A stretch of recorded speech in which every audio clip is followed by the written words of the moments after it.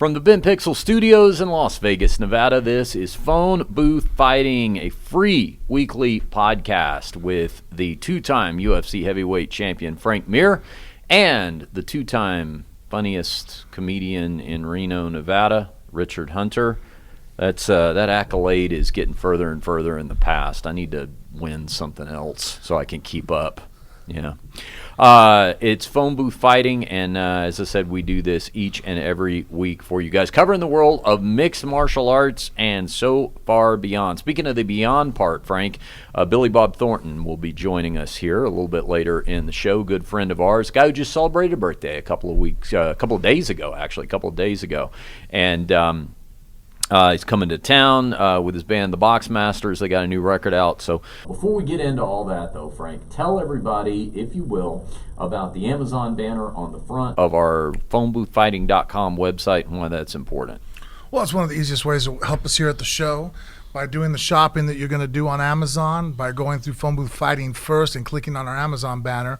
At that point, all the shopping you're doing, any of the purchases you make, a small percentage will come back to us here at the show at no extra charge to you. It's basically how we pay Mikey. That's another. Yeah. If all that sounded like a lot to comprehend, just think about it as that's how Mikey gets to eat. So if everybody is shopping on Amazon anyway, please go to phoneboothfighting.com and click through that Amazon banner. Also, join our Patreon page. The Patreon banner is right there by the Amazon banner. And for as little as $1 a month, that's right, $1 a month, you get exclusive access to extra segments that take place on this show. So frequently before or after the show stops, at least the part that you're used to seeing, we do a little overtime, a little pregame show, a little postgame show sometime, and that exclusive content goes up on our Patreon page. We'll be doing more on that as the weeks progress because we need to grow that thing and create some other levels and tiers and rewards and all that kind of stuff up there. All right, before we get to Billy Bob Thornton, Frank, we had MMA this past weekend, as we often do. Call coming in right now for Frank Mir. Not Billy Bob Thornton. No, just text me. Frank is, it's possible we leave this in. I could edit this out depending on how long the call goes, but no, it didn't go very long at all, so we'll just leave it in. 5 minutes, I got to run downstairs and hand Jennifer the car keys. Okay, all right. Yeah, Frank got a car today, right? That's, yeah. Is that anything Ford, here in local town, dealership, the oldest one in town. They called me up and asked if I would help, wanted to become a Ford family and stuff. We've always driven Cadillacs and stuff and went down and checked out a couple of their cars, and I'm going to start driving around the Raptor now. The Ford Raptor? It's a badass truck. I don't know. Pickup? Yeah, it's nice, yeah. I don't know cars, so it's just I don't know what that is. a big truck that's fast, 4x4. Okay. It has turbos on it.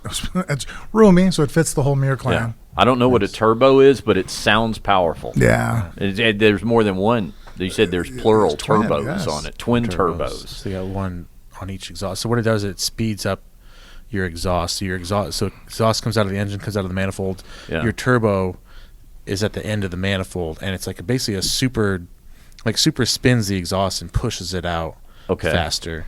Okay. I thought it's the exhaust spins it so it pushes fuel in harder off of the pressure of the exhaust. Oh, really? Maybe that's it. Yeah, that's why there's turbo lag, because it takes a second for it to spin to catch back up to pressurize the fuel injection. It had something to do with the exhaust. Yeah. From where I sit, both of you could be right, both of you could be wrong. I know because my CTS, your CTE? CTS-V? Yeah, it has turbo, or supercharged. And that's different. That one has no lag. But I guess it's always robbing power. Like, someone tried to explain it to me. Some gearhead was like, you should rip that off and put turbo on there. And when I found out about turbo lag, I'm like, bro, I don't know if you know, but I've broken my leg before. I'm not really a racer anymore. Yeah. I'm more of a 0 to 60 kind of guy, 0 to hero type. You know what I mean? Like, I like coming off the line quick, but once we hit about 45, I slow down. Yeah. Okay. Supercharger sounds cool. It's got that whine. Yeah. Kind of sound. Yeah. Yeah. More kind of old school too. Well, in a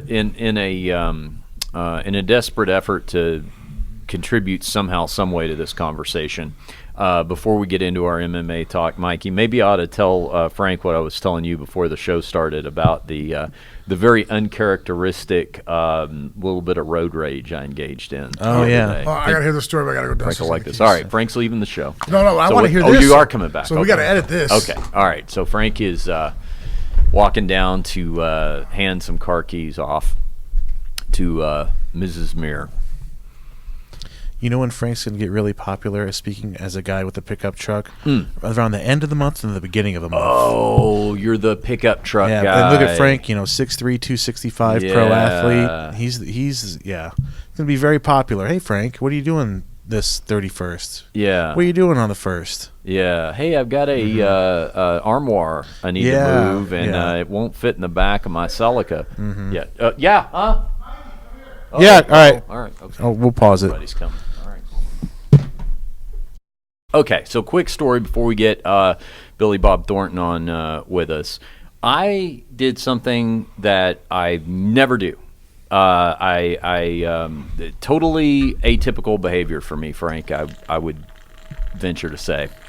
But I engaged in a little road rage. Just a little. Not a lot, but a little. All right? The training's getting to you, huh? You get all edgy and shit. Oh, yeah. So you engaged in road rage, huh? Kind of. I mean, you can tell me if this Okay, well, let me hear the story. I'm going to be like, bro, that's not road rage. I have a feeling our version of road rage is not going to be your version of road rage. All right. So yesterday, speaking of cars, I'm dropping Jennifer off at work because her car's in the shop, so we're sharing a car for a couple days. So I drop her off at work, and where she works is kind of like a shopping area, lots of stores and restaurants, stuff like that around. So I pull in, and we're in a parking lot, and I pull her around to the back of where she works. She's going to go in the service entrance, whatever, back door. And I pull over, and it's in a fire lane, but I'm in the car. She's getting out.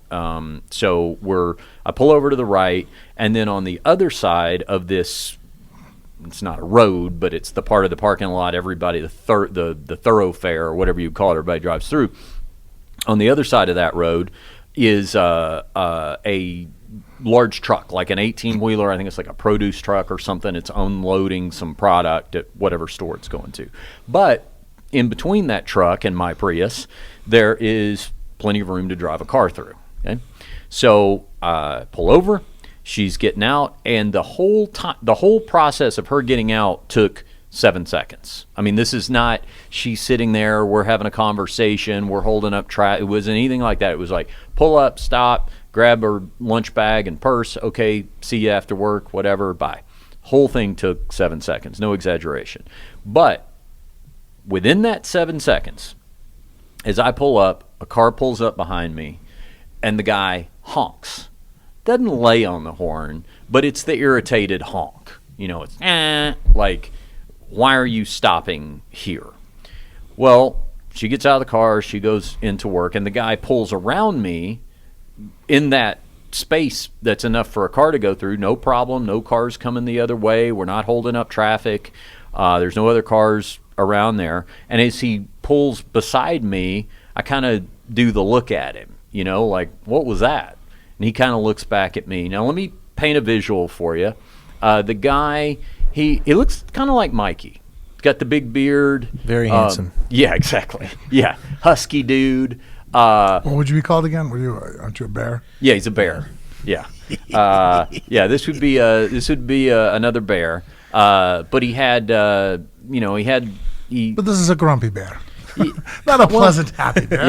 Yeah. A lot of tattoos on this guy, and he's puffing on a vape pen. Yeah. So I don't know what's in that, but anyway, he pulls up beside me, and we kind of do. That's the only time I don't tease any of my friends. What's that? If you have a vape pen, as long as it has THC in it, okay, acceptable. Gotcha. If you're vaping smoke, and it's cranberry, marshmallow, Fruit Loops, tobacco, then I question what side of the field you are. This might have been some sort of THC thing, given his demeanor that I'm about to describe. And I counter that. The guy would have been high. He would not have been fucking honking his horn. Maybe not. But potheads are pleasant people. He pulls up. We do the look, and then we both advance maybe another 10 feet, And I kind of still looked at him. That does irritate me when somebody does something like that. Like, now I get if he pulls up behind me, she and I are having a 45-second conversation about something, there's people behind us, because that does irritate me if I see people do that. But you had to go around the truck anyways, right? Yes. So what would it matter if you had to go around you and the truck, or just you? It wouldn't have mattered, but especially the fact that we are wasting no time. But I mean, the minute I saw, I'm just thinking, I'm trying to run myself if I'm in his position. The minute I seen Jen or someone's girl getting out of the vehicle, I'm like, oh, I don't have to worry about you driving off right now and hitting me. Right. The door's open. You obviously, in fact, stay there all fucking day, buddy, because the car in front of you, we're all going to have to go to the left side of this. Yes. The semi truck, we have to do it, So that I don't understand even the mentality. I didn't really understand it either, and I sort of replay things like that to go, well, wait a second, let me put myself in his shoes. Was there something I was doing that I wasn't really conscious of? And the answer in this case is no. There was no. I wasn't inconveniencing anyone. But anyway, so he pulls around. We do the look. We kind of advance another 10 feet or so. What kind of vehicle did he have? Well, this is, again, where I'm bad at cars. It was a 4-door gray car. But a car, nonetheless. Yeah. Right. It wasn't the Ford Raptor. I wasn't looking up trying to see into his cab. So we do the second look. Now, this is where I engaged in very atypical behavior for me. I reached over and I rolled the window down. So I was the first. I was the aggressor. I rolled the window down, and then he rolled his window down. And I said something to the effect of, what was that? Like, what's the issue? And he goes, pull around, and he points. And what he wanted me to do was he wanted me to turn into a lane, one of the aisles of parked cars. Like, he wanted me to turn in, basically get further away from where she needed to be, turn out of that thoroughfare so that he would just have unimpeded access to the thoroughfare. Which would have never been impeded because of the space. Right. The lorry was there. Yeah, exactly. And that's what I said. I said, well, no. He goes, there's a truck right there. And I go, there's plenty of room to go around. I said, that's what you did. You went around. And he goes, just be courteous, man, like that. And I go, that's what I'm asking you to do. I said, I'm obviously letting her off at work. Do you want me to drive further away so she has further to walk alone as a woman in a parking lot? Or, I'm doing it right here at the curb where she's going to walk in this door and I'm not holding up any traffic. And I also pointed out, I'm like, I've been here for all of 7 seconds, and he's just giving me the, he's giving me the go on, move on, like he's kind of giving me that sign, like he's just no longer interested in hearing from me. Yeah, he's done with it. That is when I noticed that he has a Lyft thing on his car. He's a Lyft driver, right? That little light up sign they have or whatever. So I looked at him. And exactly with this finger gesture, if you're watching on our YouTube page, I looked at him and I said, 1 star for you. 1 star. And I drove off.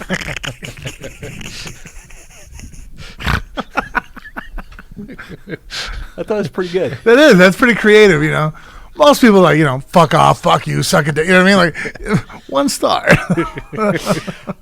As I thought about it afterward, the reason I was so proud of that particular dig was I thought, this is someone who, in the course of his day of Lyft driving, will no doubt check a dozen times. Did I get a 5-star review? Where's my rating? They want to keep that rating up and everything. So I felt like that's something he's already conditioned to be processing in his mind over and over again throughout the day. And I also thought, I was telling Mikey before the show, I was like, there's very few times that someone, by a sign they have on their car or something like that, telegraphs what it is they do, and therefore gives you some sort of background information about themselves. For you to be upset and to keep that kind of frame of mind that you still were able to pick something like that out and be pretty witty about it. Like, I'm impressed. Thanks. Most people, the average human being, very rightfully, understandably, very common, when they're angry, emotion clouds their judgment and their ability to think cognitively. That's why, how many times, and you might not be able to, but a lot of people go home after an altercation with somebody where they're mad at them and like, oh man, I should have said A, or I should have done B, or oh C, oh shit, I forgot I could have brought that up, and then, because now they have clarity of mind because the emotion's not driving them. So to be witty even under duress is that's an admirable quality. And yeah, I was, I'm going to plug my phone in here. I was, there we go. You're right, because that actually is the frustrating relationship I've had with my deceased father in my head all these years is, I could have said that to tell him off.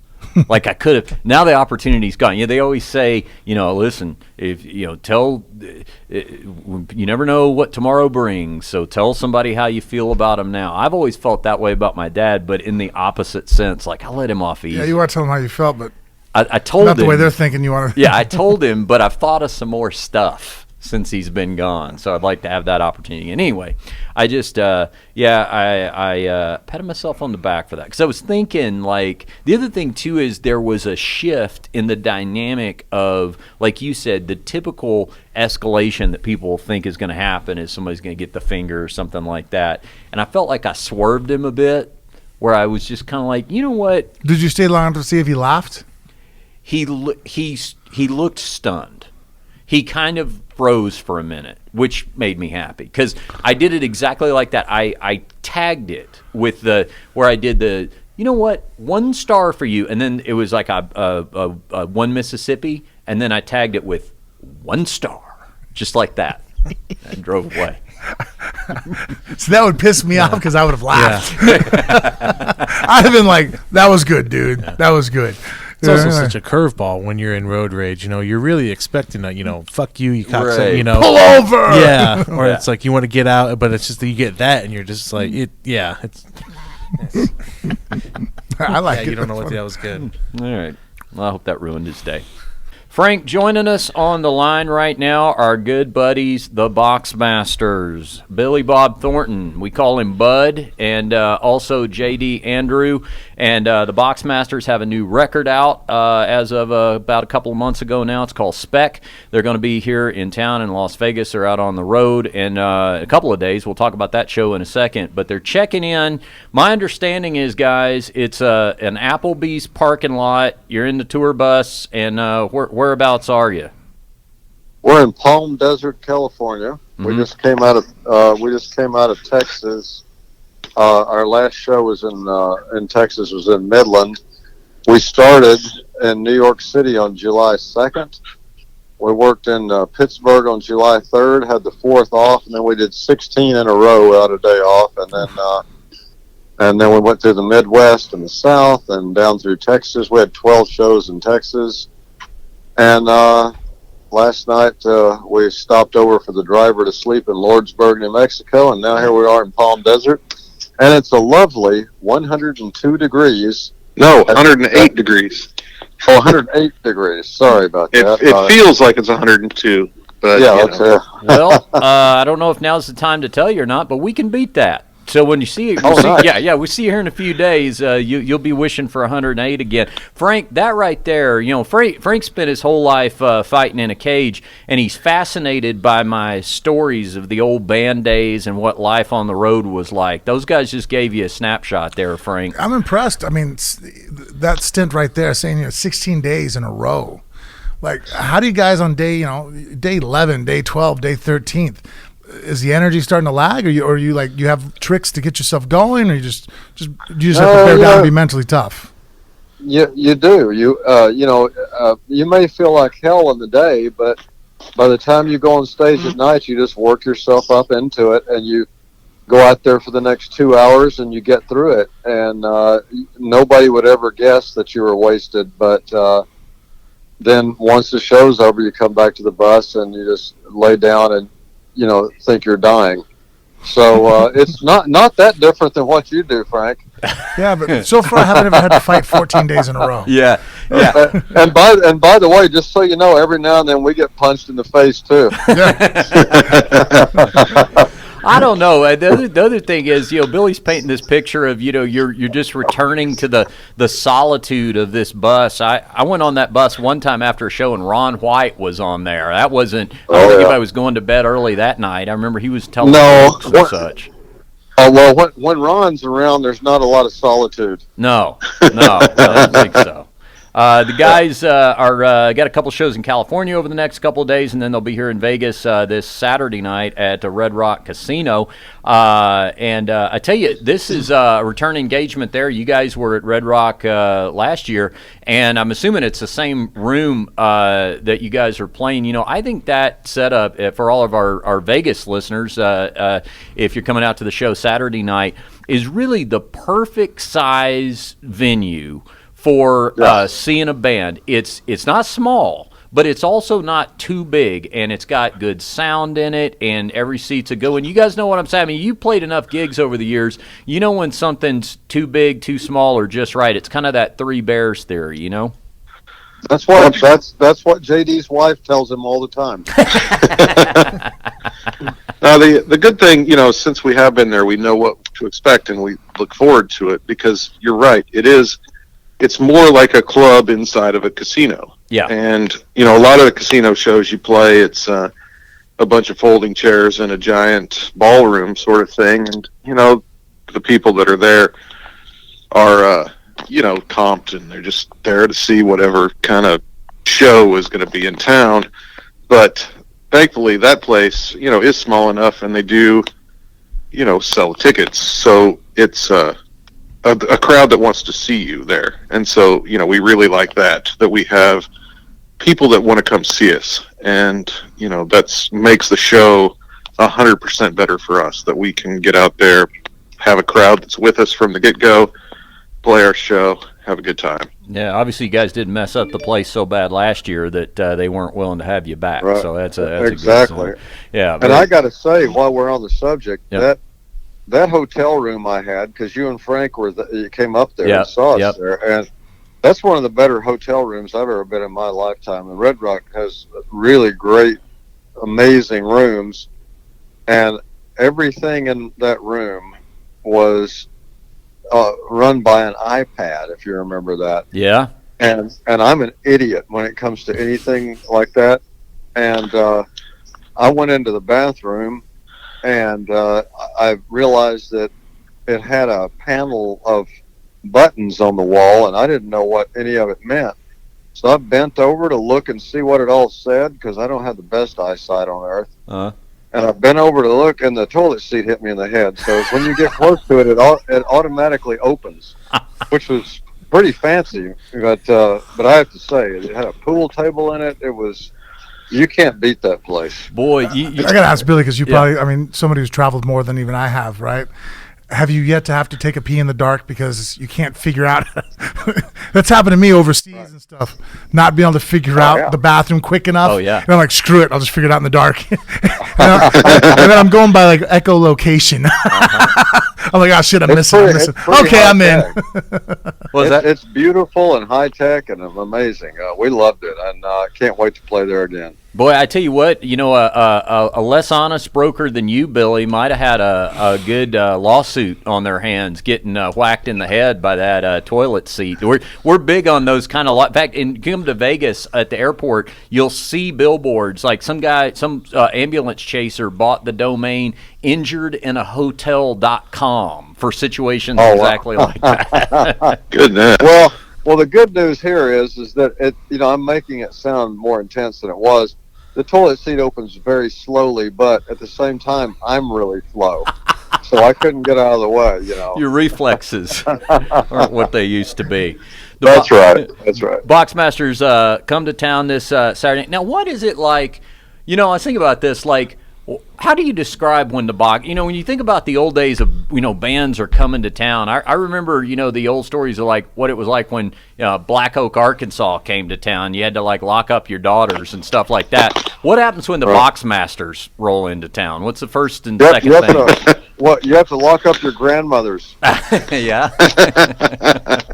But no, most of us on this bus and this band and the crew, most of us are married and have kids and stuff, and we've slowed down in terms of that kind of stuff lately. I mean, we still get, you have your occasional groupies and super fans and that kind of stuff, and we get bombarded sometimes. But we don't exactly party on the road anymore.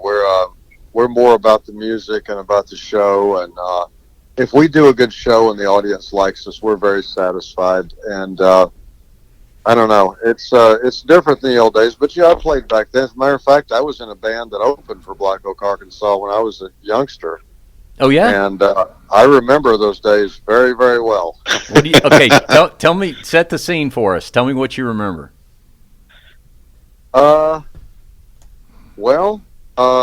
It was just kind of craziness, Backstage was always full of people, and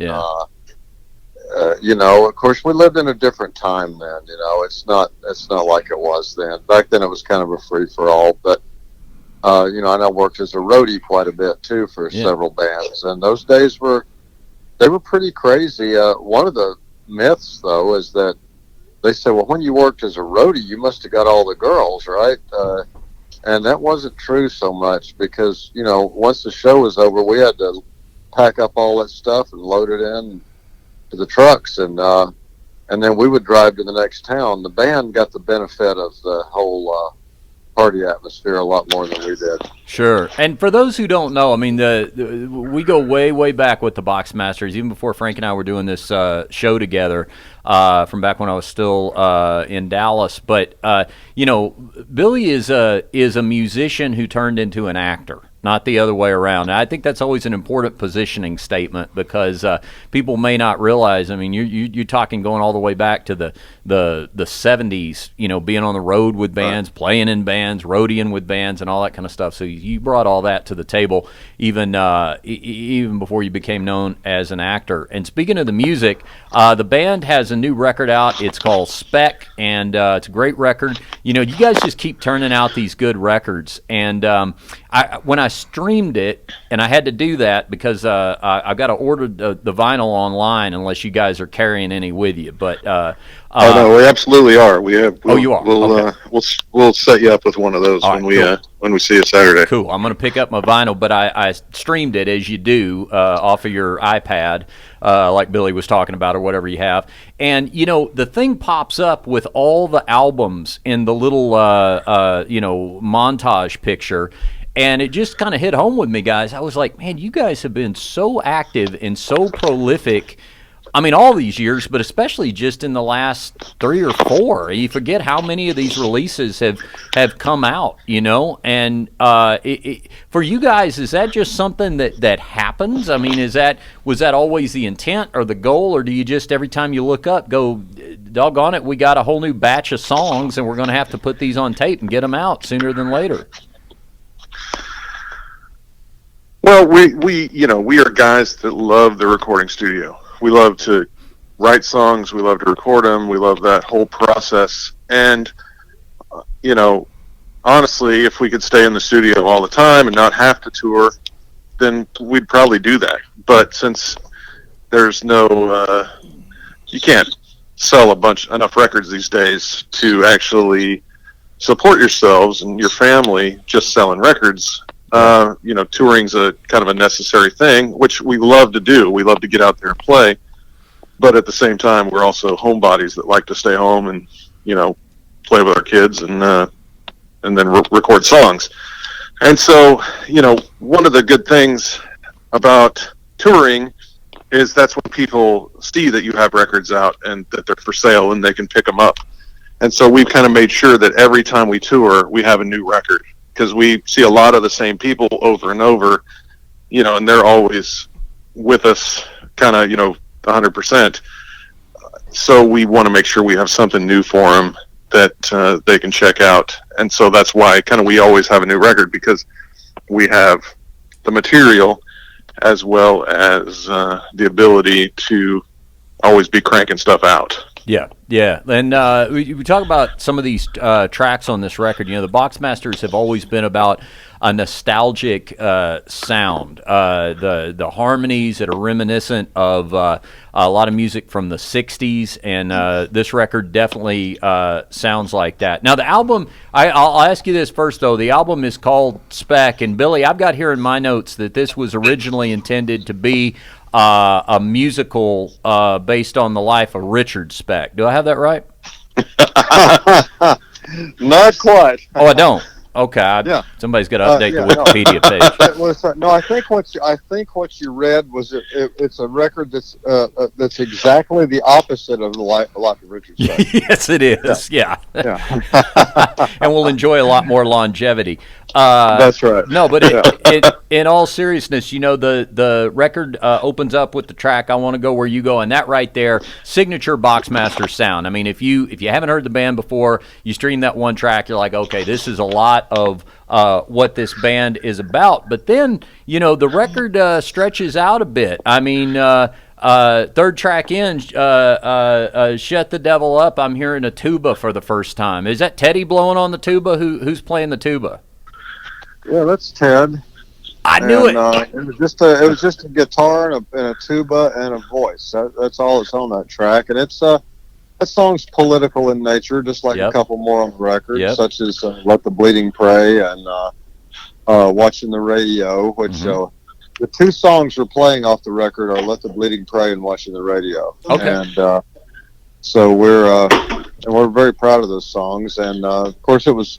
You know, the record was intended to be a thematic record in the sense that it would be sort of like our version of a Sgt. Pepper, where it's not a concept album like Tommy was, which is a full-on concept album, but it's a collection of songs that are related to each other in the sense that it's about humans and our place in this giant universe, and you know, our problems in our own backyard, all the way to social and political problems, and so Jeff Emmerich produced it, who was the Beatles engineer, starting with Revolver through the end of their career. And Jeff had been a friend of ours for years, and he was a big Boxmaster fan and always wanted to produce a record on us. So he passed away a few months after the record was made, and so the last record this guy ever produced was ours. And wow, we're pretty honored that we got to work with him, and because that's everything we ever loved. I mean, we were fans of the Beatles. That is incredible. I did not realize he had passed away, and I'm sorry to hear about that. But that's true. Like, I mean, just the idea to, you know, that you're able to even be in a place where you can make a record with somebody who had that kind of technical hand in Beatles records. That's very cool. You know, and you bring up those tracks, Billy, like, and I picked that up too. I mean, especially with "Let the Bleeding Pray," I was like, you know, this is some deep stuff. I mean, it sounds like a Boxmaster song, but I got the concept that, you know, it's kind of a little bit of it felt like a little bit of a let 'em eat cake scenario, if you want to harken back to Marie Antoinette. Am I right on about that? You're exactly right on. That's actually what the title, that's what I based that title on, was Marie Antoinette saying "Let them eat cake." Yeah. Hey, and you are the only person that's actually pulled out the actual reference. Oh, yes, you know. You are. All right. Well, it's considered. And we've talked to a lot of people over this tour, so well, you know. Well, good. But that's one thing we always enjoy, you know, when we talk to you, Richard, is that you know, we're all on the same wavelength. We are, and it makes for some fun late night conversations for sure. You know, I was thinking about how far I go back with these guys, Frank. I have my Boxmasters. I have several Boxmaster shirts, but the one I like the most, the one I wear the most, is it's got to be one of the original ones. But it's so worn, and I was thinking about that, guys, and the concept of an old concert shirt. Like, that's kind of how a band can measure itself by, like, you know, their discography or whatever. But I also think once they get to a point where one of their shirts, if you see it on somebody, you're like, man, that thing is hanging on by a thread. That's also a testament to your longevity. Do you know what I'm saying? Oh, definitely. Yeah, no question about it. I'm glad you got an old rag of a T-shirt. That makes us proud. I do. I wore that thing. Exactly. I wore that shirt. We got some new ones too. Okay, good. Well, I'll be in for a new one, but I wore that shirt to Dwight Yoakam last weekend, and I had some people stop me and give me the knowing. Now, that's also the fun thing too, when you kind of got like the cool insider logo reference, and you get the knowing nod from the in the know music fans for sure. Yeah. Oh, that's great. Yeah, good stuff. So, so let's see. So you guys be in town now. This is kind of the end of the tour, right? I know after Vegas, there's like one more show or something, right? And then you guys are off. Yeah, absolutely. We're the Vegas show is the second to last show, and then we'll take off and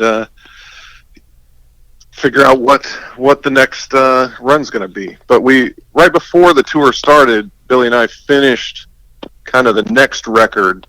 We mixed the next record to be released, and it's more of the title already is Boxmasters 66. It's a very 1966 kind of sounding record as that was our touchstone. It's like that's what we want to sound like is a band in that era, and of course got to always mention the old Silvertone guitar and amp in the case, which popped up real heavy on this new record that we were working on. Did it now?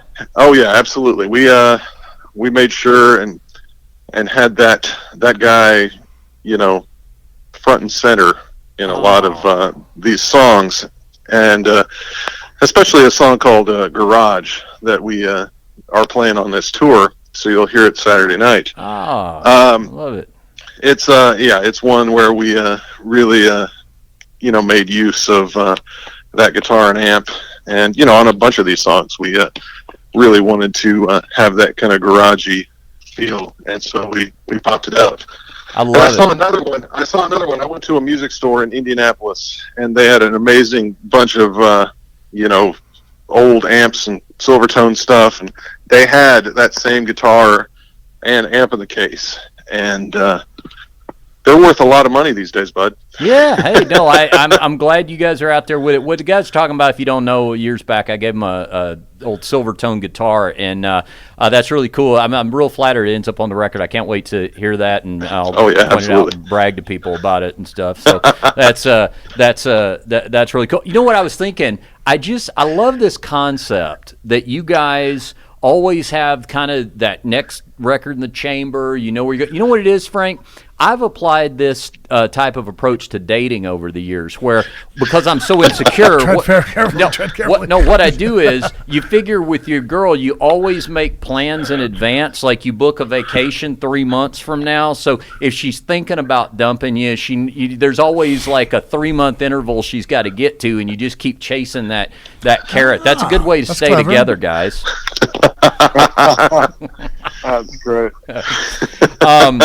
Hey, you know what? Also, Billy, I wanted to ask you, too, because I know Goliath is coming back for a third season, and I love this show that streams on Amazon. Have you seen his show, Frank, Goliath? I have not yet. Really good. It's his third season, plays a lawyer, and I thought about this when I was watching season 2, and I thought, okay, next time I talk to you, I want to ask you about this, because Paul Williams is on this show.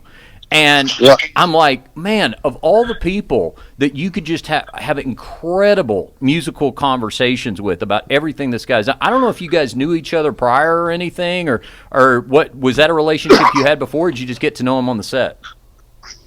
No, I was responsible for getting Paul to the show. I've known Paul for years and years and years. So we're old buddies, and when they were casting that part, which he was in last season and he'll be in this season too. Cool. And when they said, well, the director, producer asked me, well, who would you cast this part? I said, Paul Williams, without skipping a beat. And he said, you mean the little songwriter? And I go, yeah, him. And he goes, really? And then he thought about it for like 5 seconds, and he goes, that's brilliant. And next thing you know, he's in the show. So, yeah, he's in there, and Ileana Douglas is in there this year, who is great, and as well as my old buddy Dennis Quaid, and so it's a good one. It may be my favorite season so far, I'll tell you the truth. Great. And, which you always hope for. I mean, you hope, as you go along, like you hope your 5th record is better than your 4th one, and so on and so forth. You always want to improve every time, and we're very proud of it. It comes out in October. Oh, perfect. Okay, perfect.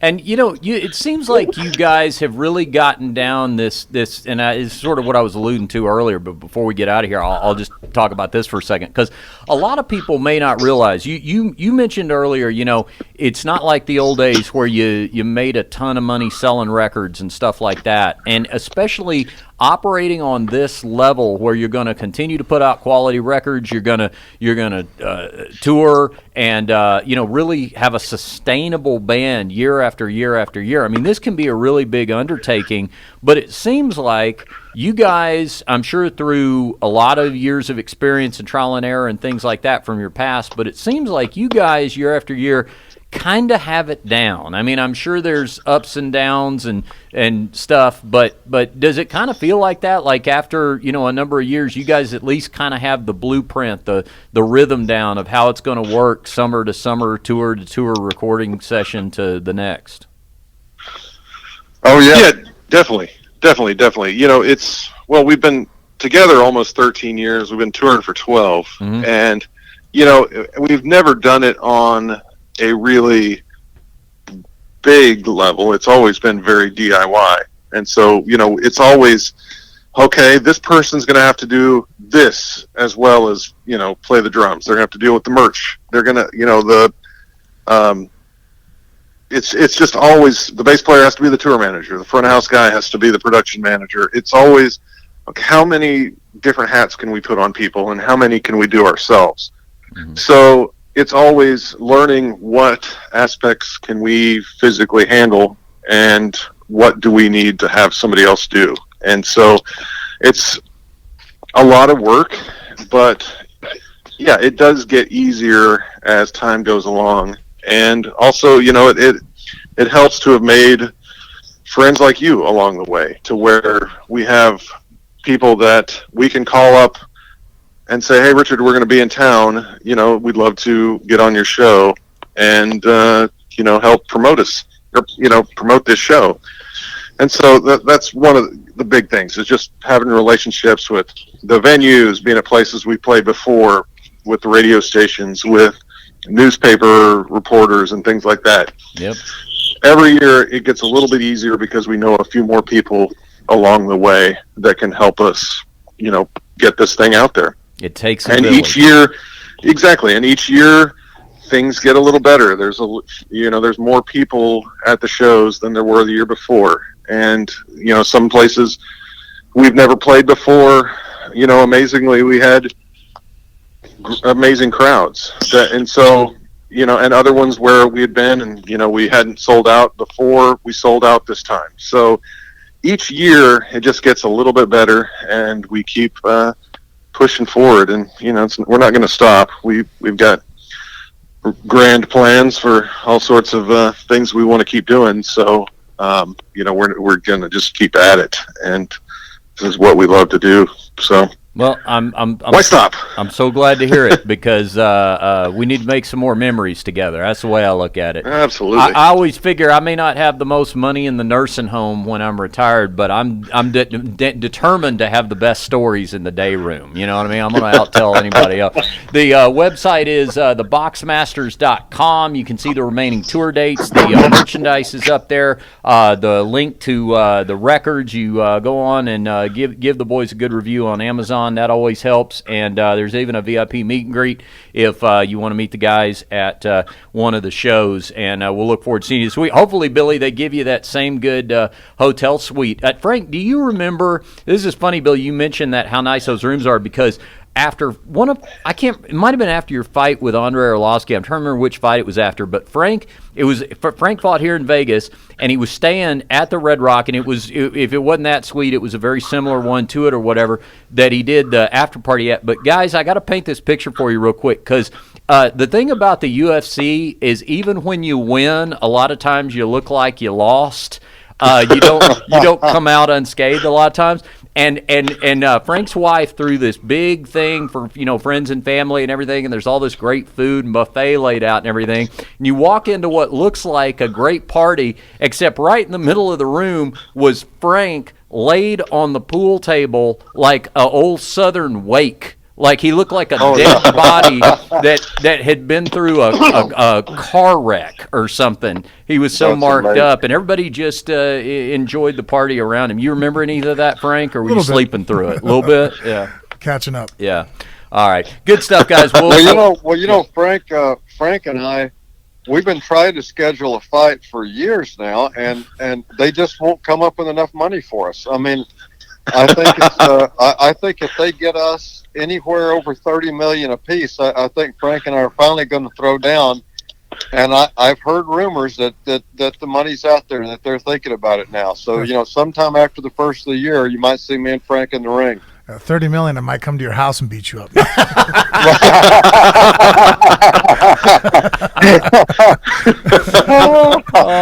I'll give you half to make up for it, but. Yeah.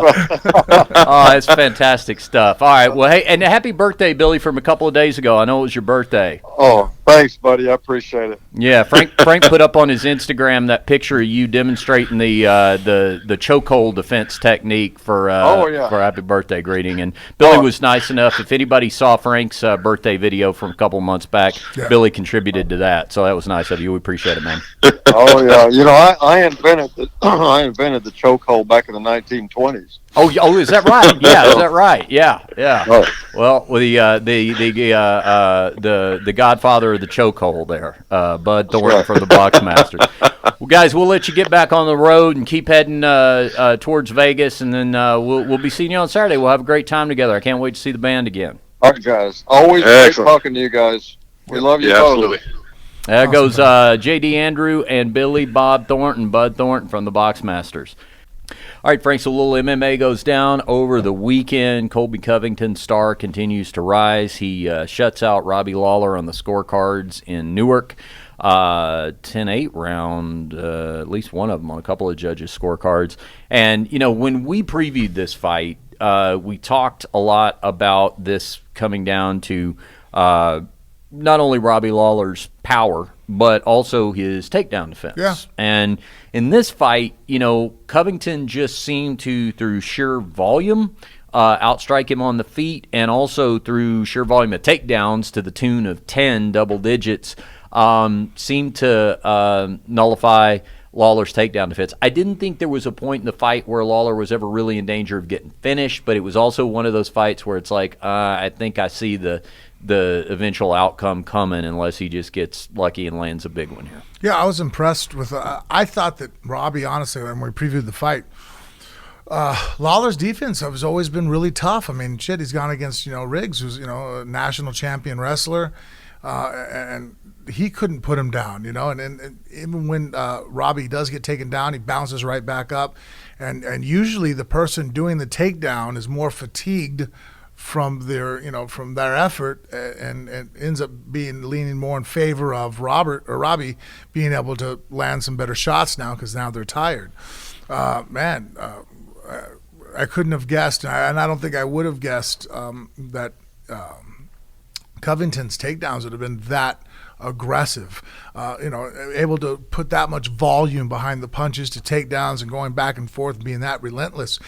I also thought that I knew that Covington has great cardio, but, I thought that maybe the power of Lawler would have slowed him down, made him apprehensive, a little bit, more calculating and not be able to push that kind of pace. And, barring a couple shots here and there, Covington completely ran him over, and I was really impressed with him. In fact, I think that really everybody in the welterweight division, Lawler's one of the hardest punchers at welterweight, and the fact that he's able to go through him like that with his wrestling and with the output and conditioning, I don't know. I think I'd be interested to see the Usman fight, just because they seem to strike me as very similar fighters, guys that have wrestling takedowns that maybe collegiately in their wrestling careers, not the greatest credentials in the world, but it's applied well over to their MMA career. And then striking wise, Covington's a little bit better head movement and but they both throw a lot. They have great pace. they almost kind of fight very similar to each other, from what I can recall of Usman. And also, when you think about the way Usman defeated Woodley for the title, similar. Yeah, very similar fighting style. Lots of heavy shots, lots of power shots being thrown, decent head movement coming forward, and constantly looking for the takedown to put you down. I really think that's the fight to make. I mean, I can't see of any other fight at the welterweight being more intriguing right now than that. I mean, I know that Jorge Masvidal's coming off the heroic win over You talking about Masvidal? Askren. But I mean, I hate to be that guy, but I mean, the 5-second knockout is not as impressive as a 5-round demolition of a human being. You know what I mean? Well, I think Covington has had a case to make for a title shot even prior to this fight anyway, because of the whole interim thing. Yeah, I never really understood why he was. I mean, what did he have it for, like 3 months? Yeah, there was an injury. He couldn't take a fight they wanted him to take. I mean, that whole thing gets so confusing these days. I've half given up on trying to understand. Well, I mean, you've had champions or interim champs or guys hold belts for. I mean, how long did Conor hold it for? Close to 2 years? Yeah. I mean, it's not unheard of for a guy to hold a belt for a year coming off of an injury or something not working out. So, yeah, when they stripped him of that made no sense to me. Yeah. Still doesn't make sense to me. And I've never had anybody to this day explain it to me in a way that really... Yeah. I think Covington and Usman make sense. I think, and I think that's the fight we're going to get. We saw them together on the dais at the on the post-fight show live on ESPN. In fact, they made a whole thing out of separating them by security people and all this because you think about it, the narrative. They had that thing after the Usman fought Woodley, didn't they? Have some kind of. Yeah, because Covington was there. Yeah. He was like in the, Well, wasn't it at the buffet line or something? They got into a. Is that right, Mikey? Does that ring a bell? I don't know. The buffet line, Covington, Usman. Oh, I remember there was something. Look, well, if I you thought have that happened see if here you in find Vegas, anything. It might have been. Rio. Mikey will look it up and see if that's that happened. Maybe a story I'm forgetting about, but. Yeah, I think that's obviously a fight we're going to get.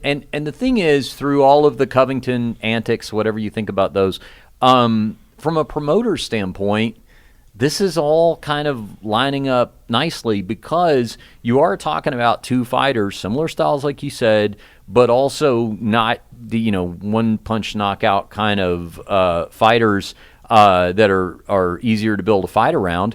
And because of this narrative, because of not only Covington being brash as he is, but okay, here, this is the audio. Ali.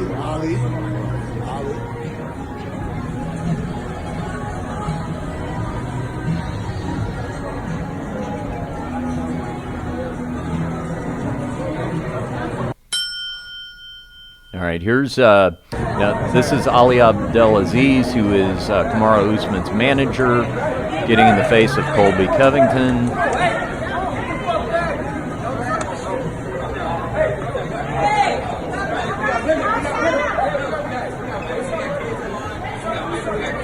There's a little scuffle breaking out. There's women screaming.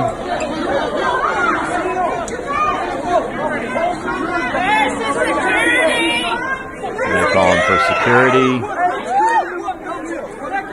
Yeah, I guess I did forget about this. Jeez. Where was this? Was this at the Palms? Yeah, wasn't the Palms, I think?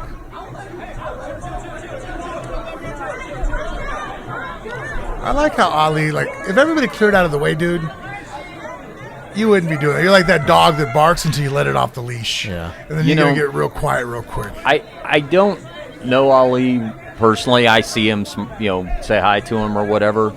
But I'll just say this. I mean, not just pertaining to him, but just the idea of the manager's position in general. And you tell me your feeling about this, Frank. To me, whether it's a manager or an agent or a publicist, they're supposed to be the cooler head prevailing. They're supposed to be the one who diffuses a situation, who says to you, oh, no, wait, let's don't tweet that. Or let's don't maybe say that. Or let's don't put that out there. As opposed to being the one who actually drives the escalation. Yeah. No, you're absolutely right. You know, that's if the manager's the one who's being the hothead, who's the one in control? Who has the leash? You know? Yeah. Yeah, that's who's the who's what they say fair minds, or who I don't know, it just makes no sense to me. Yeah. And if anything too, I mean, for him to tell the guy to put the camera on and walk over, I kind of wish, it's funny, my attitude about that, I don't know why people stop people from fighting. I think you're lucky he's holding me back. I won't do that. Like I hope to God that you do that in front of me, because I just sit there and like, stop the fight. I've had people like, do something. I'll look at him and go, why? Yeah. He wants to fight. Go ahead, buddy. Jump up. Let's see it. You know what I mean? Like, because I know truly I'm a very peaceful person. I don't want to deal with all the bullshit of getting sued or going to jail. But in the few instances I've gotten angry and I have physically had to do something, if you hold me back as my friend, I'll fight you too. Because to me, I think that's disrespectful. Like, why are you holding me back? You're not my father. You know what I mean? Like, get the fuck out of the way. You know what I mean? Like, just like if I see you get mad at somebody and you're going to go after him and be like, all right, well, I'm here in case it goes south and the guy's jumping up and down in your head, I'll intervene to save you from permanent injury. But if someone wants to fight somebody, I don't understand that concept of other people jumping in the way. Well, let me ask you this then, just playing that scenario through in my head. What would you want me to do as your friend if, and this is not like a family member's in danger or something like that. This is just somebody's really gotten on the wrong side of you or something like that. What if what I'm trying to do is to just say, I know you're not thinking about this right now, but lawsuits, that sort, like just. But that's the point. I guess I consider myself an intelligent enough person. Yeah. That I'm making those calculations. Oh, okay, yeah. I really am. I don't ever lose it. So the times that I've had to become physically violent with somebody, look, I travel all over the world. I've been in some places where things have gone down. I've done the math in my head where I just sit there and I look around. I'm like, all right, the disrespect has gone too far. This person's I'm not even going to be here tomorrow. I'm going to be in another country. It needs to happen. You know what I mean? Like I make it it's a calculated hit on you. You know what I mean? Like, all right, well, now I'm going to come up and I'm going to, take you out. And so if that moment I've made that decision, I don't want anybody getting in the way of me. It's like, then I'm almost kind of frustrated. I'm like, well, now you're second guessing my judgment. You're telling me that I'm not smart enough to figure out what's best for me. Where I am smart enough to figure out what's best for me, I've already figured out you're going to spend the night in jail. I've already made that decision. But that's why I don't go crazy that often, because I sit there and go, is it worth going to jail tonight over this guy? Fuck no, it's not. You know what I mean? Like, I'm good, man. You know what I mean? Like, you can say whatever the hell you want to say. I'm going to my bedroom tonight and sleeping in my bed.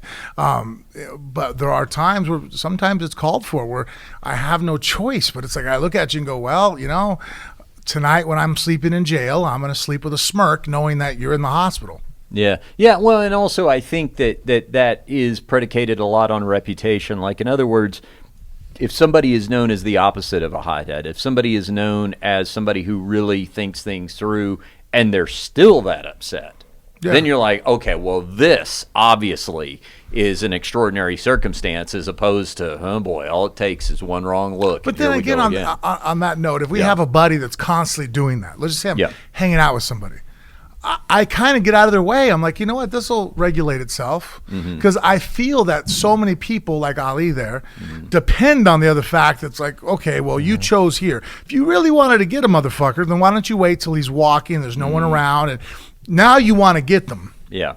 But you making it a spectacle, that's all you were doing. You're looking for a TMZ bite. You were looking to go ahead and you were basically roaring, but you had no intentions of being physically violent. Yeah. And so I find that annoying, and I find it tiresome if that was in somebody in the group I am with. So, it's kind of like I'm calling you on your shit. I'm like, all right, dude, go ahead. What? No, I mean, the guy right there, you said you're going to fuck him up. Hey, yo, come over here. He says he's going to fuck you up. I'm like, what are you doing? I'm like, well, come on, man. I'm tired of hearing this shit. I'm not going to constantly, like, go. Trust me, I won't let him kill you. You know what I mean? Like, and if you win, you might lose. And, hey, that's fucking fighting, isn't it? You know what I mean? Like, you win some, you lose some, but just fucking fight finally. And I don't want to constantly hear the, You know what I mean? Like, the causing commotions and people screaming and fuck that. Yeah, and I'm just too lazy. I was going to say, even in that scenario where people are in line for a buffet, they actually had to climb into the, whatever you call that, the turnstile or the maze. The funnel. Yeah, the people that walk through. Yeah, but see, now, here's my thing.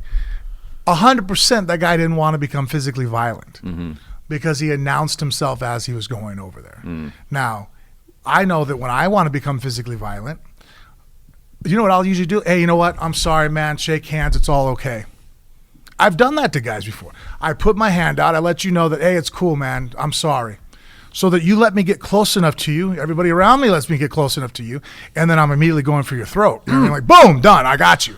Remind me to never accept an apology from you. But because I truly want to get to you. Right. I don't sit there and keep puffing and huffing. You know what I mean? Like, I'm like that gorilla who's pounding on his chest.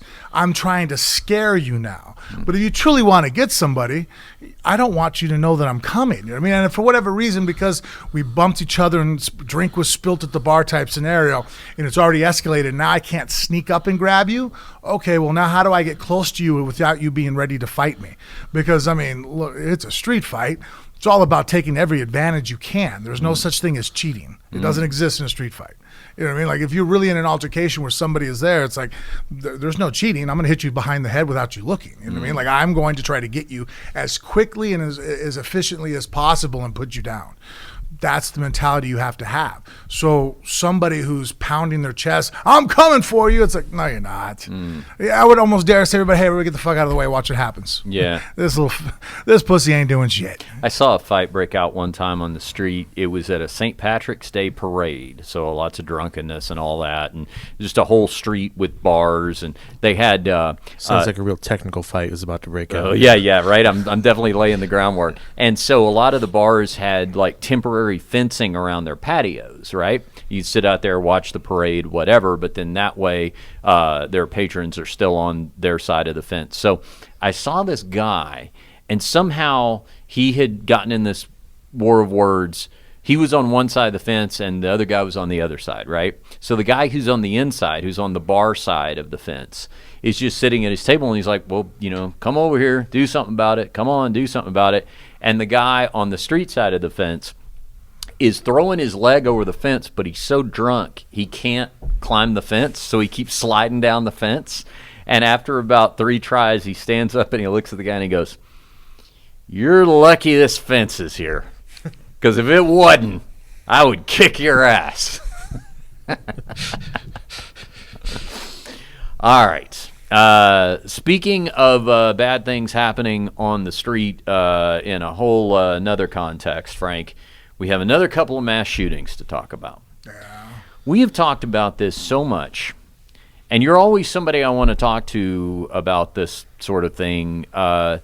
Particularly, we'll bring Mikey in here too, because I know he's a big gun guy, but particularly because of your proficiency and passion for firearms and things like this, but at the same time, your ability to look at things practically, because what are we going to say that hasn't been said? What's going to be done that hasn't been done prior, if anything, or nothing? Or do we just spin our wheels and we say thoughts and prayers, but this is just the way we're going to have it in terms of the possibility of this sort of thing happening, in terms of that size of firepower and artillery being able to be owned as easily as it is now? When you hear this, when you heard it Saturday, as we all did, any thoughts that were any different, anything you ever think before? Well, no. I mean, I think it's a tragedy anytime there's a loss of human life. I do think, though, that I don't know how to say this in a way that doesn't offend people, but mass shootings, especially when it's being done by a white guy or somebody in the name of white power, right, is a very sexy headline. And even if statistically I'm not as worried about it as people think that you should be, because, I think we've had up to like 250 mass shootings so far to date this year. There's all this outrage, what we should do about guns. And you're right, having some type of different, intelligent reform as far as, how this kid was able to go ahead and purchase firearms. The one in was it the one in Ohio, and he had already been investigated in high school for having a rape list and a hit list. Somebody who's showing, mental incapacity, a diminished mental capacity should not have access to firearms. So I agree there's things that we can do.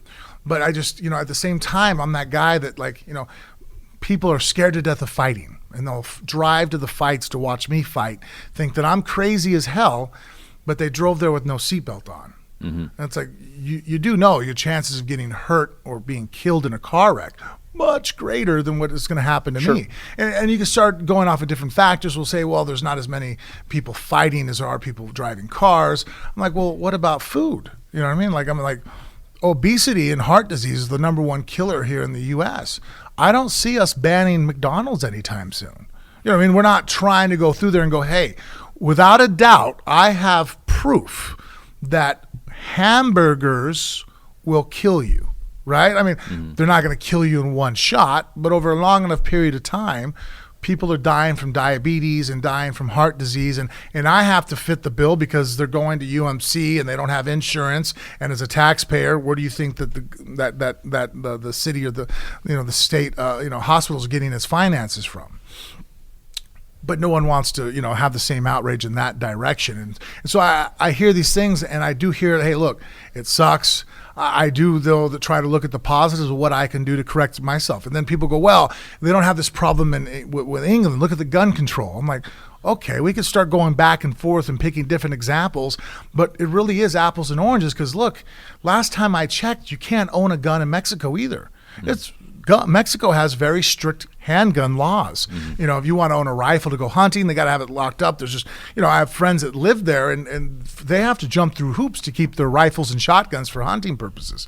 They don't have handguns. The average citizen there, no one owns a fucking handgun. How safe do you feel going through some of the towns in Mexico and not making, you might get shot by a gangster? You know what I mean? Like they have 5 times as amount of shootings as we do. They're just as gun violent because of they still get a hold of it. So when you sit there and go, well, take away the guns, I'm like, well, more restrictive gun laws. I can point at areas like, Russia, not easy to get a hold of guns, very restrictive. Lots of people still getting murdered by guns. And so it's one of those things where I do think that making steps in the positive direction are a good idea, but saying the wrong things, I think just to get headlines, it cloudies up, and it's kind of like, the house is on fire and everybody's talking about, the front of the house. And now we're all putting all our energy over there. It's like, well, no, it was actually the upstairs. Well, it just sounded better to say the front of the house. I'm like, yeah, but that wasn't really factually true. You know what I mean? Like, for example, I was just reading one statistic in there where it was talking about the different, the ethnicities of different individuals. What do you think is Caucasian fits in the ethnicity of mass shooters? Worldwide? In the U.S. In the U.S. I would think it would be at the top. Nope, they're not number one. What's number one? I'll pull up the stats for you. It's blacks. Yeah, 51%. Oh well, okay. Because for mass shootings, I'm still saying mass shootings, so, not just shooting people, but when you shoot 4 or more people and it's surrounded. Yeah. So, but you sit there and go, well, it's not the same. Like, well, what does it matter if a gangbanger shoots up a party, right, whether he shoots 20 people or I shoot up Walmart and I have some kind of racist manifesto, still a mass shooting. I understand. You're talking about all of the ones that are 4 people, 5 people that don't get covered the way these headlines are. One of the biggest 4 ones. and above is still a mass shooting. Well, and then you got, one of the biggest ones ever done, the Virginia Tech, that wasn't a white Asian. kid. Asian. You know what I mean? Like, it wasn't even born here. So my point to that statement is not defending white people or demonizing it. It's that, well, right there, because of our media and the way they cover shit, because it sounds good, we have this impression that, oh man, white power guys are out there killing people at the most alarming rate, and they're the number one enemy. I'm like, actually, no. Gangbangers are the number one guys killing everybody. MS-13 and everything else. Like, these are the most dangerous motherfuckers. Not to sit there and go, well, this isn't dangerous because this is more dangerous. I think that's a fallacy too. It's like me going, I'm happy, but you're like, well, you're not as happy as Bill Gates. That guy's a billionaire. You're like, well, just because I'm not as happy as him doesn't mean I'm not happy. So I'm not saying that we don't have to worry about this type of rhetoric. But at the same time, I think because we cloudy it up, it makes it to where we're all fighting and arguing with each other over things that just, they're not real. Yeah. You know, it's like, okay, well, I'm not, you know what I mean? It's like, well, weight class is the guy I'm fighting. He is a light heavyweight. I mean, think about it. In a sporting event, you don't want just hearsay. Well, we heard the other quarterback is really good. For me to devise a good plan as an athlete, as a coach, I'm looking at, okay, their quarterback is capable of this, their wide receivers are capable of that, the running back has done this, their defense. So I come up with a game plan. So that's what I think that we need to do with the firearm, topic, is that before we can really come up with a game plan, it's warfare. What is the most important thing is information. So in this whole thing with the gun stuff, the thing I have the biggest problem with is that the media, because it's so driven financially, they don't give us a really fair playing field of what the real information is. They make such somebody as you, who is as educated and as finger on the pulse as anybody I know, still, because of what you hear on the news, you have a false impressionation of what really is going on. And how do we start to fix a problem when we don't sit there and start equating what the real factors are? Like, now, people, video games. I'm like, well, shit, they have video games in fucking Sweden. You know what I mean? Like, right. They have, everybody there has a fucking assault rifle. You know what I mean? Like, that can't be it either. So it's until we get the proper information and it becomes more of a discussion of true facts and not sensationalism, I feel like that's our really first hurdle we have to get over. Well, let me tell you what I think are the most important priorities to address. And I'll actually go completely outside of the whole racial thing, white supremacist thing, any of the rest of that, right? So the first thing that I come to with this, because to me, it feels like repeating the same mistake, or at least allowing the same scenario to happen over and over and over again. It's kind of like you were talking about, like with the house fire. Regardless of how we say where it started and what it burned and all that kind of stuff, flames basically ignite more or less the same way every time. I mean, the same certain elements have to be present for a flame to ignite, right? So rather than spend a whole lot of time talking about how the fire spread once it spread, let's go right to the root and talk about how we prevent the flame from igniting in the first place, right? So with guns, the first thing that I do is I put things into categories of, can other people be harmed, or is this a self-contained decision? So like, for example, your McDonald's theory, right? Terrible food to put in your body. If you're going to feed your kid McDonald's from birth and fatten them up, I wish you wouldn't.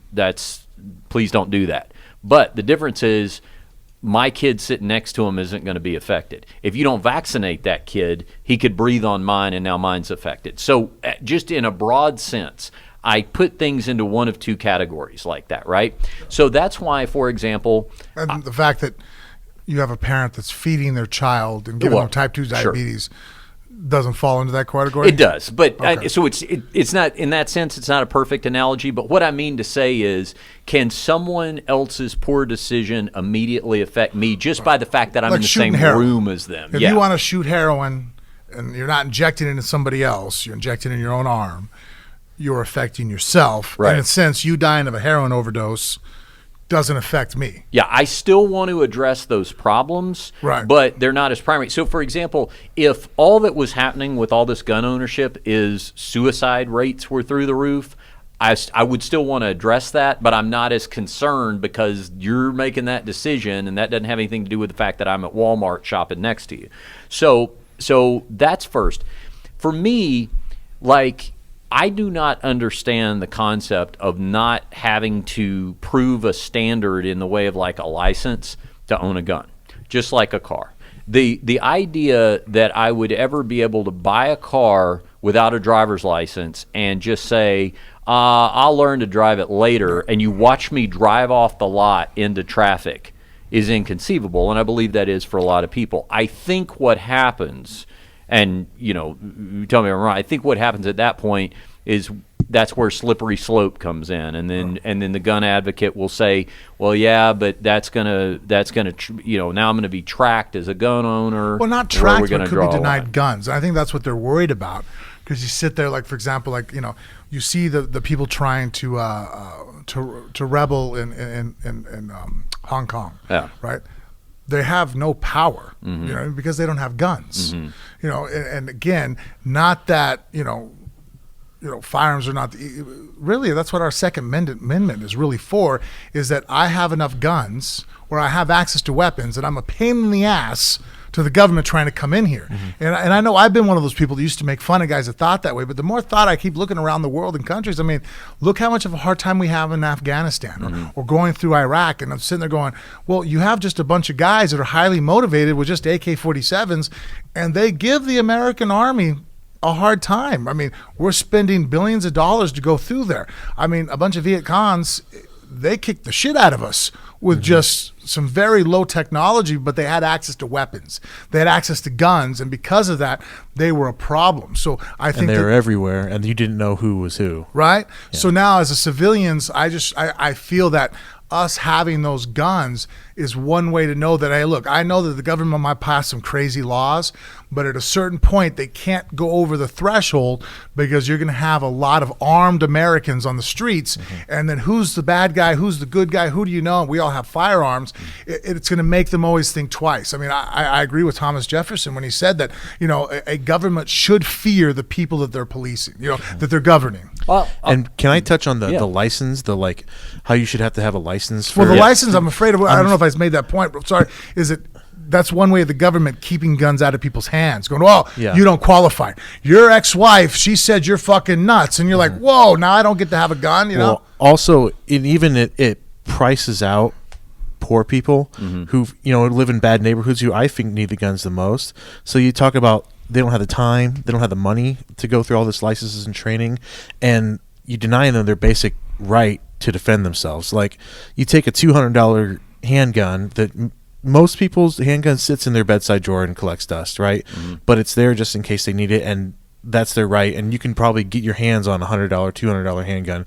Now all of a sudden you take that handgun and it's a $500-$600 handgun with a weekend worth of training, which if you're poor and $250, whatever is what you can afford is. Or you're working two fucking jobs. You're working two jobs, taking 3 days off. So all of a sudden now guns become something that only rich people with a lot of time off can have, and that's something that you definitely I don't want to have either. How about I give you this though? How about I give you if you qualify as low income government assistance for your training program? It's the time too. It's But wait, one thing at a time though. What if I do that? Would that take care of because a lot what you're talking about right now, this is a private industry.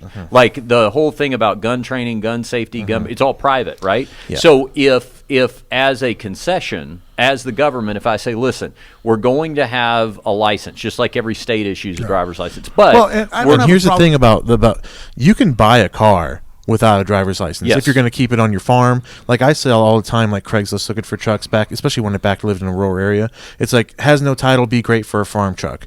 You know what I mean? Because you got to get it there though. Right, you can tow it, you can do what same thing. You can take it, you can get it towed to your farm, whatever.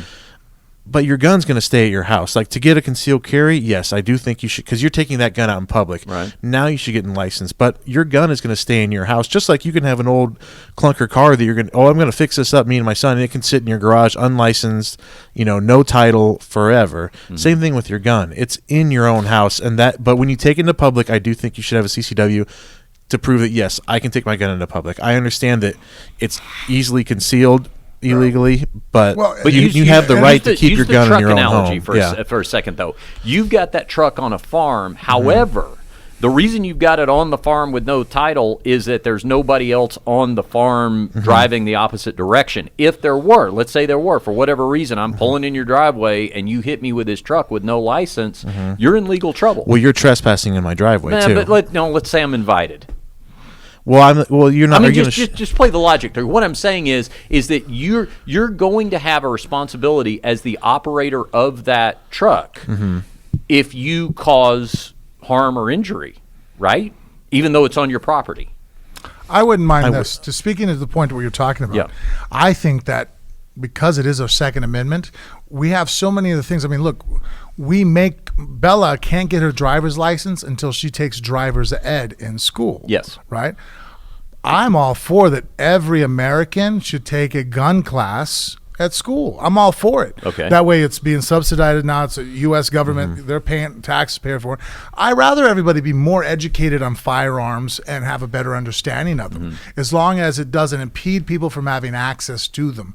Because, again, the one thing that makes me strong is me just having a weapon isn't that great of a deterrent to the government. But if all of a sudden they hit a thing and they look at all the registered guns in my area and they're like, holy shit, they got fucking the population of 250,000 guys and there's like fucking 500,000 registered weapons. That's not an area you're going to want to go fuck around in. Okay, so we agree on this, because you have said to me before, and this makes total sense to me, that it's not good if we're in a movie theater and everybody has a gun on them and 5 out of the people in there really know how to use it. I don't like guys having guns that don't know how to use them. Right. Okay, so I agree with that, but I also agree with the idea that if you could then tell me that everybody in there was trained to have it, then I'm okay with them. I think it should be part of. I mean, I also think taxes should be put in school. I have no fucking clue why you can get a high school diploma and really have no fucking clue how to do your taxes. Oh, right, sure. Like, to me, that's stupid. Right. I think it's setting you up for failure. Well, so I do. And then the one problem now here where I do deviate from some other people that are more pro-gun is I don't have a problem with registering weapons. I really don't, because in my mind, I'm like, well, they're like, well, he'll know who has guns. I'm like, I don't give a fuck. Just because that's like someone going, hey, the other guy watched a videotape on my fighting style.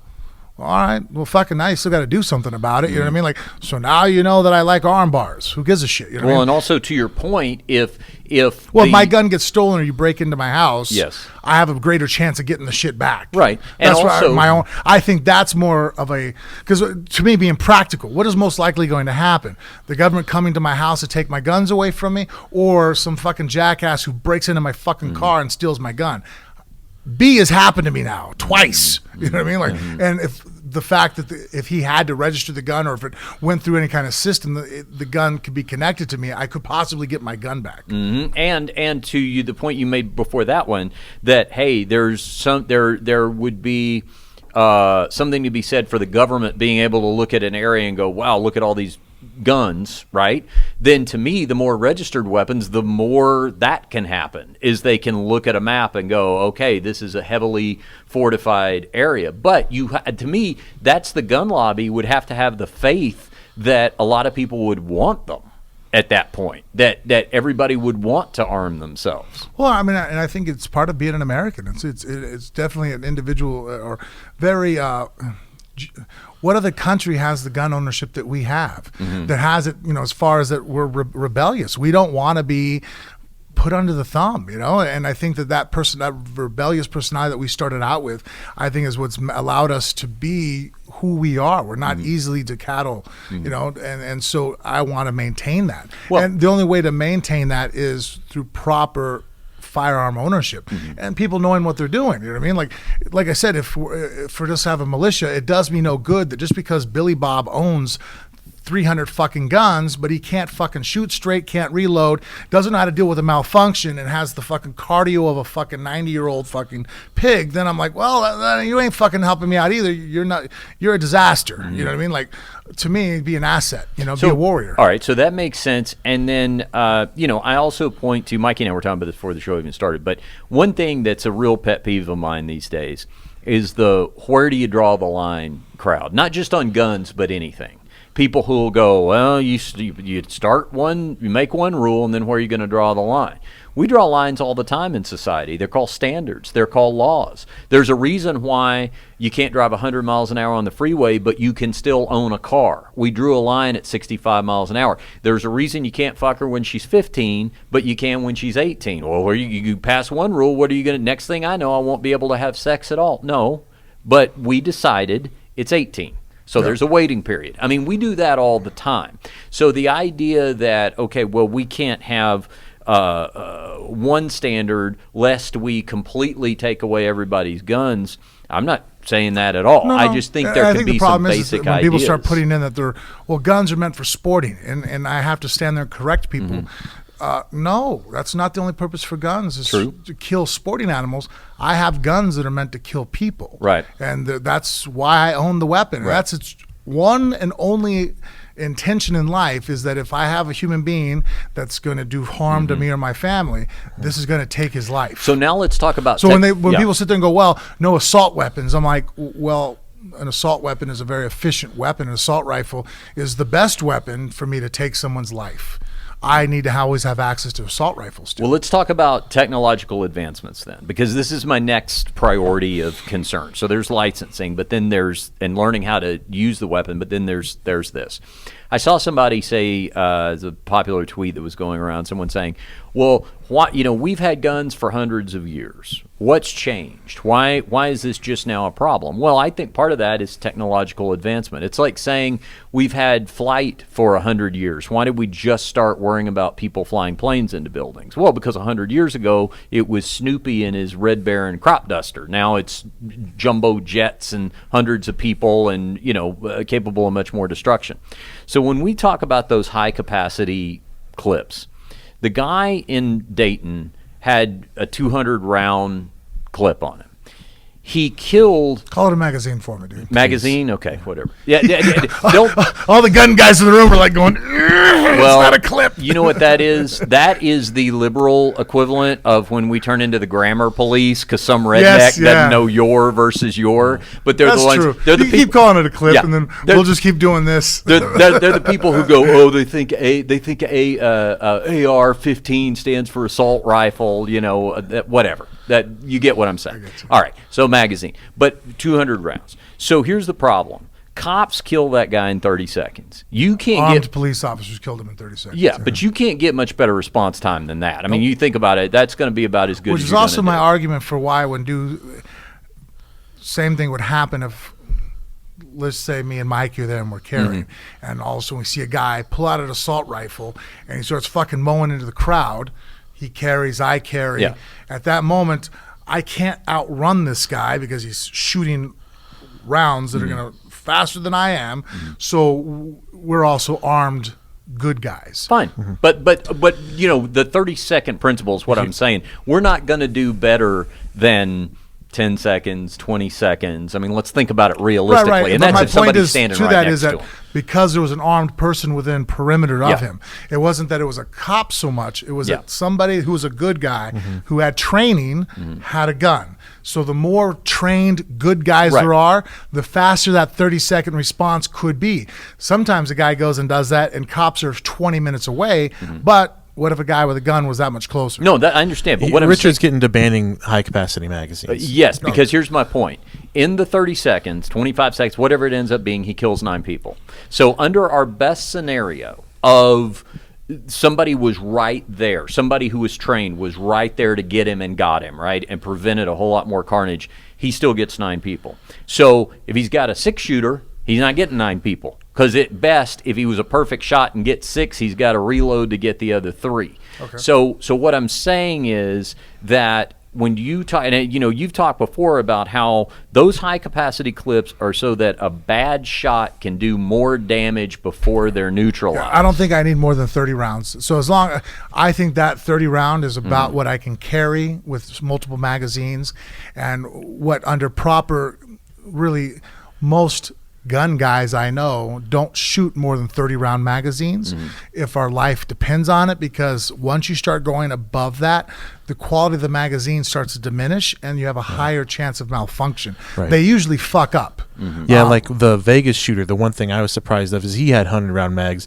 I'm surprised they worked. And I've gone shooting and guys, on a 22, it's not that bad, but some of the other rounds, they get bigger. The spring, the way it works inside the magazine, doesn't have enough to push it through. It just and then now it's not feeding properly. So they're not. So to your point, I'm okay with getting rid of high capacity magazines. My point is where I draw the line. I still want access to 30-round magazines because that's what the military has access to. That because we have devised that is the most proficient way for a skilled man to kill people. And even then, you know what? I don't ever put 30 rounds in. I only put 28. because I notice that it doesn't ever jam on me when I do that. Sometimes when I load up 30 and I put one in the chamber and I load one back in the magazine again, I've had malfunction issues. So I like 28 rounds, but so to my point is that's efficient for me to be able to defend against domestic powers that ever would lose their mind. 100-round magazine I wouldn't use, and so to me they are just for nuts to have, or just have.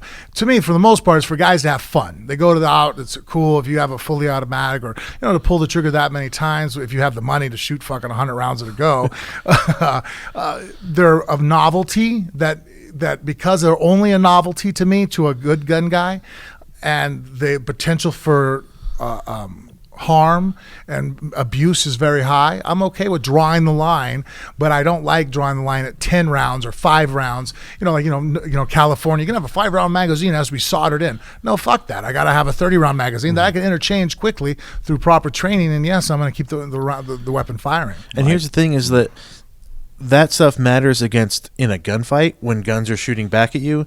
I mean, these people are shooting into essentially fish in a barrel. Yeah. If he had the 6-shooter, he could get off six kills with that because there's no one shooting back, And also you talk about he had an AR-15 or whatever with this kind of mag. I kind of go to the money. Like the money he spent on that, he could have got 6 handguns and done a New York reload. Just 1, 2, 3, 4, 5, 6, 1, 2, 3, 4, 5, 6. Just keep putting up new guns for the same price, and I don't know why I always go to that, but just that's kind of like what I figured. This guy probably had $1,000 to buy a gun. Yeah, there's much more efficient ways, but getting rid of bump stocks or getting rid of I'm okay. Like I know a lot of pro gun guys get frustrated with me because I do compromise. So they'll say, well, you're not a pro gun guy if you say I'm pro gun, but to me that's a fucking stupid argument, because it's like, well, look, I don't think we should have fucking flamethrowers and grenades. I don't feel comfortable, even though you're like, well, you could use it to kill the militia. I'm like, yeah, but the chances are your dumbass is going to fucking blow yourself up. You know what I mean? Like, let's just be realistic. I'm more worried about you fucking up than, it's the practicality of what I'm really worried about to doing harm. Like, I'm like, what most likely might end my life? My neighbor with fucking explosives? Yeah, he might fucking end on a whole neighborhood because he's a fucking retard. You have a rifle and you're retarded and it sits in the safe for the most part, you shoot yourself. Like not a whole lot of neighbors shooting neighbors as much of an issue. And here's the thing too about why I kind of don't. I would argue against banning the super high capacity or the bump stocks because it's kind of pointless. So like you spend all this time, you spend all this energy, and then you pat yourself on the back because we banned 100-round magazines or we banned bump stocks, and it's like. You did nothing but waste everyone's time. I guess to my point of this whole argument, Japan has extreme gun laws, right? We just had a guy do a mass murder there. He got upset at the one cartoon company. They thought he stole their idea, so he set the place on fire and killed like 30 people, right?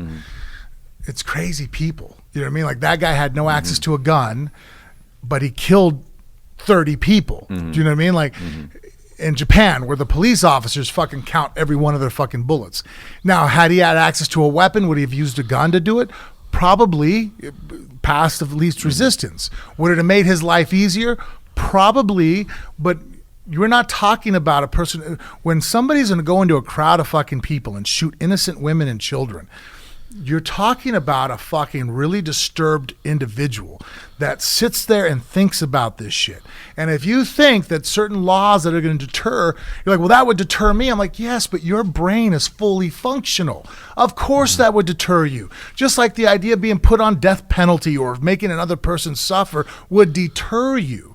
This isn't going to deter them. So to me, when they say, well, we'll take away the guns, I'm like, you're still going to have fucking psychopaths.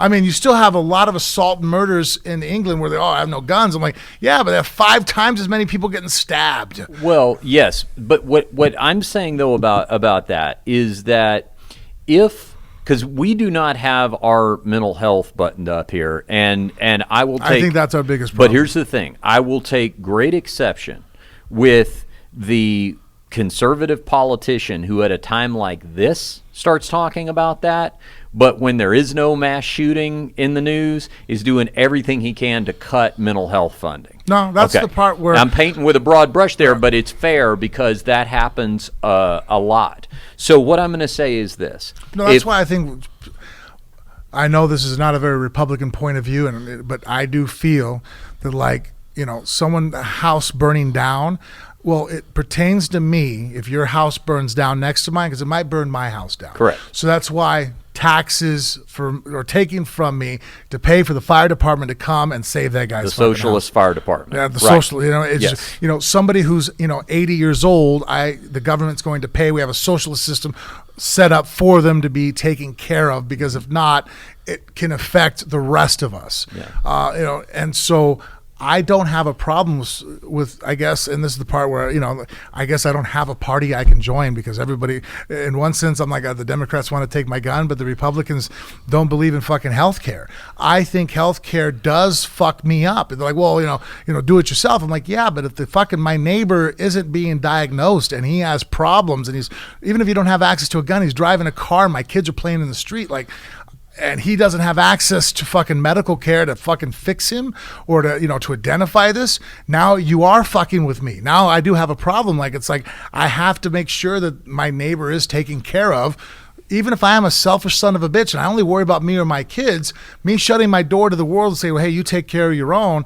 It's like, well, fuck, man. That just, don't you realize that's where all the criminals and everybody else is coming from? The people we don't give a fuck about. Like, every time we keep, marginalizing these people and go, fuck them, they'll figure it out on their own. I'm like, yeah, but guess what? The rapists and murderers, it keeps coming from there. So, like, there has to be something we do about it, as far as, especially the healthcare, mental aspect of it.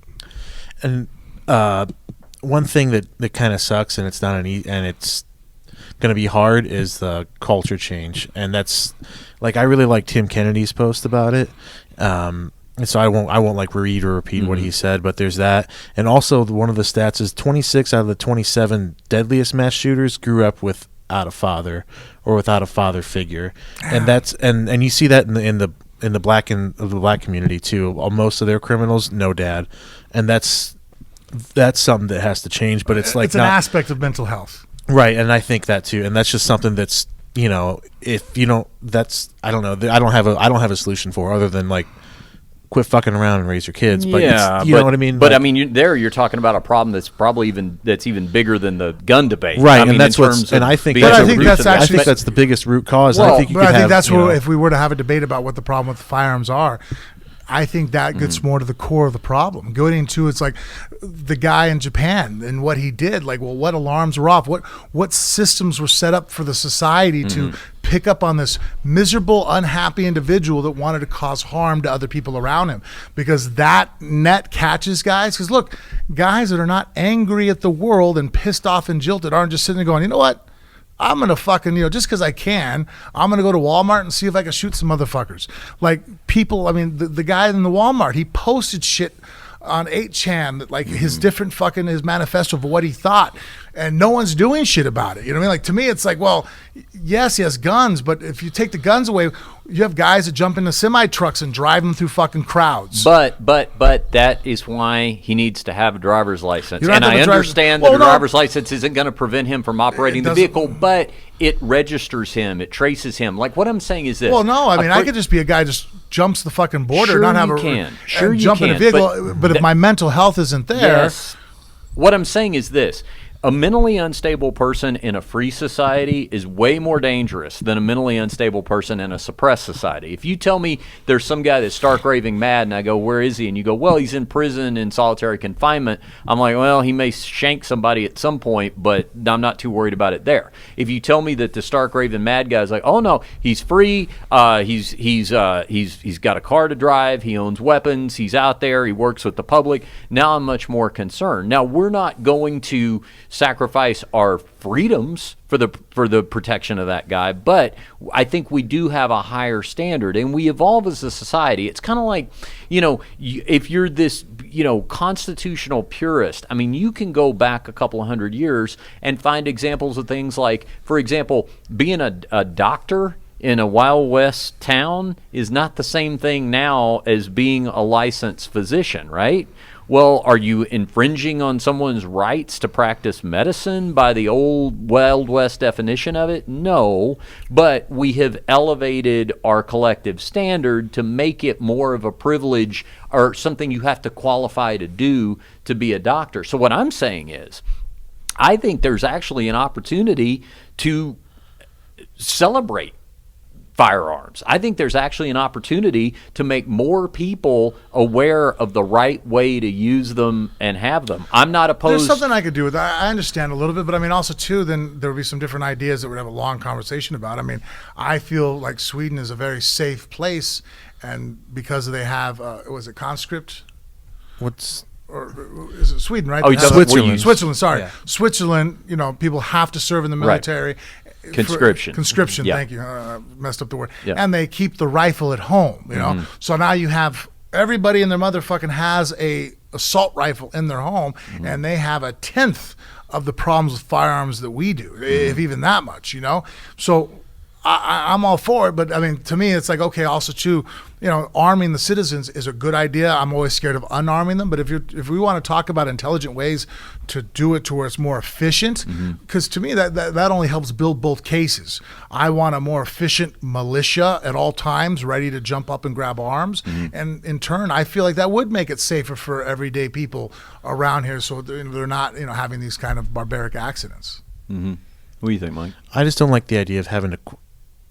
To practice medicine is different than defending yourself. Like, there should be no qualification to defend your own life. And I think now you need a gun to defend your own life. Then, if there's no guns, then Frank Mir rules the world. You know what I mean? Like, people like him can just wreak havoc. And that's not what we want. You know what I mean? I agree, but I'm not. The It'd be thing a good is, place if I rolled. I agree. Come on, I'd make a good king, dude. I agree, but I don't.